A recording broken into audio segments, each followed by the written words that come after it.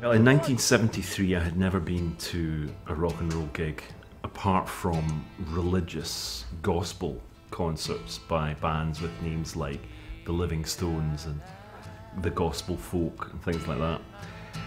But I'd always been very interested in the Rolling Stones. I'd always loved their records, secretly played them in my bedroom at home. And that particular summer, my mum and dad were away when it was announced that the Rolling Stones were going to play in Glasgow. It was the Goat's Head Soup Tour. They were going to open, I think, the Apollo, as it was then going to be called, formerly Green's Playhouse. I drove up to Glasgow with my then girlfriend and we went to that concert, and I honestly had never experienced sensations like that, emotions like it. I can remember the smell of the Apollo, and this was when it had just been refurbished and it still smelt as though it had been decaying beneath the earth for decades. We'd managed to get tickets which were for the front of the dress circle, that's the lower circle in the Apollo, not the one that bounced up and down famously, which that was the upper circle.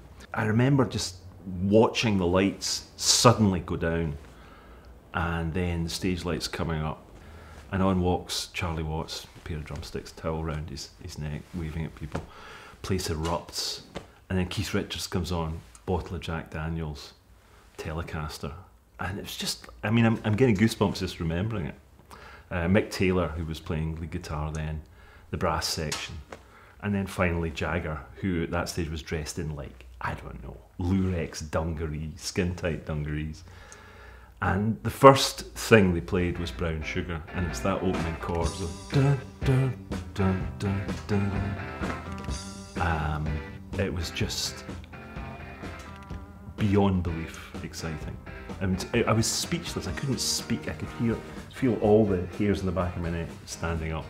And that went on right through. I wasn't conscious of breathing until about the third song.